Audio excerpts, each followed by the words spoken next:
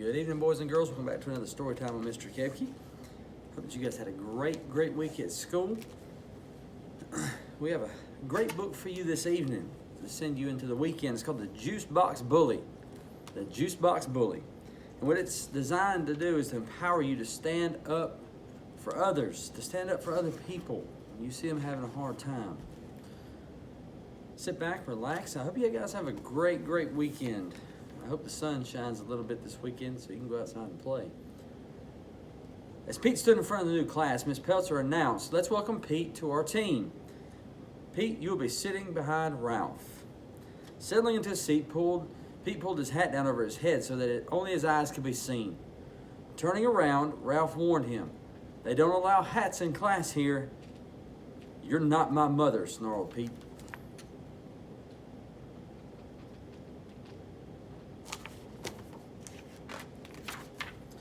After giving an assignment, Mr. Peltzer walked around the class and quietly asked Pete to remove his hat.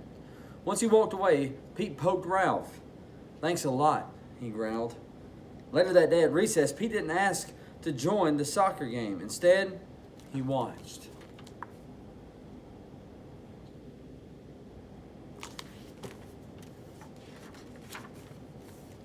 "Hi, Pete," Ralph said.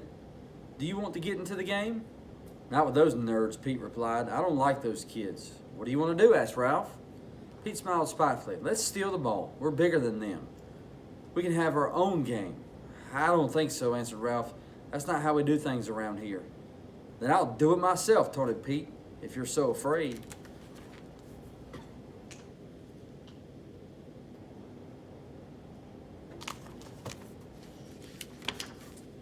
Pete ran over to the field and yelled, "Pass it to me." When David passed the soccer ball, Pete grabbed it and ran off the field.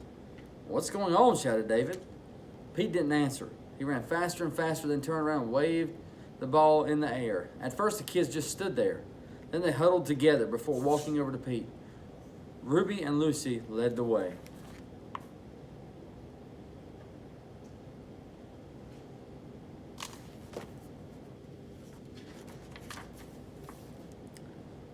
"I know you're new around here, but what are you doing?" asked Ruby. "I'm playing with the soccer ball," Pete snapped. "Think you're going to take it away from me?" Ruby didn't argue, nor did she threaten Pete. Instead, she softly but firmly explained, "It's your first day here, so there's no way you can know this. In Miss Peltzer's class, we made a promise."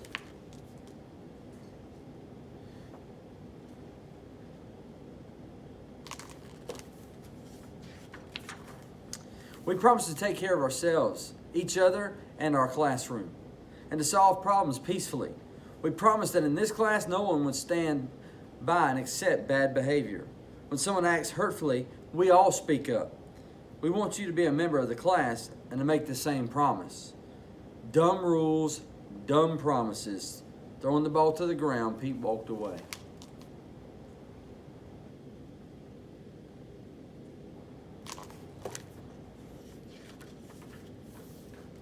The next day, Pete ate alone. When he finished lunch, the kids raced out of the lunchroom while Pete trailed behind. Ruby ran up to Pete and asked, "Do you want to play soccer today?" "I don't play with nerds." "Okie dokie," Ruby replied. "Hey, Ruby," Pete called after her.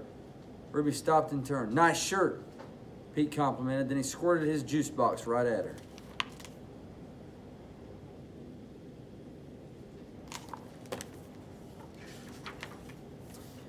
"You're so mean," she shrieked at him. "I'll tell everyone how mean you are. You won't have any friends here." By now, Ralph, David, and some others had come up to them. "Ruby, I won't let you do that," Ralph said clearly. "Remember our promise?" "I don't want to remember the promise. Look what he did. We'll ignore him forever until he leaves this school and goes back to his old school," Ruby demanded.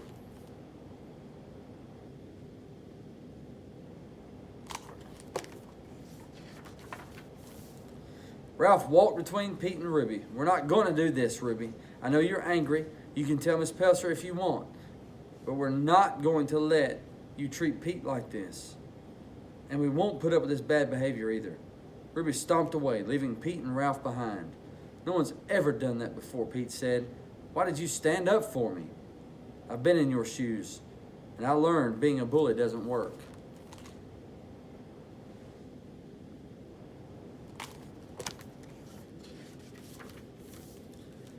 not a bystander, Ralph said. I don't stand by and let mean things happen. Besides, Ruby's my friend, and you shouldn't have ruined her shirt.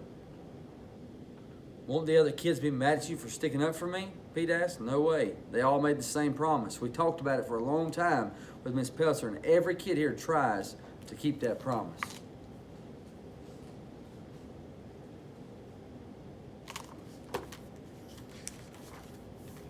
At my old school, I got picked on all the time, Pete said. Everybody just let it happen. So I started to tease kids before they could be mean to me. Ralph replied, we decided that when somebody tries to be a bully, no one will stand by and let it happen. We speak up, or we ask for help from an adult, but we won't be bystanders to bad behavior.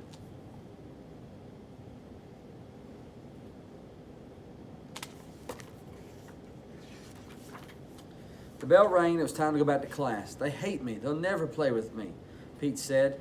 Before Ralph could answer, David, Lucy, and Ruby came toward them. I'm sorry about what I said, Ruby apologized. I can't believe I forgot the reason why we made the promise. If we can remember to stand up for each other, school's a lot more fun.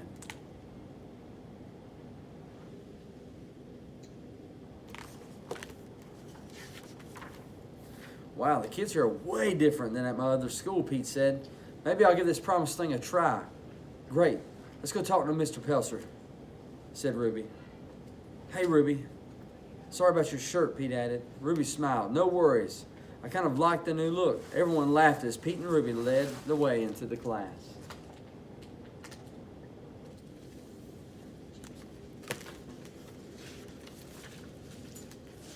That's the end of our book.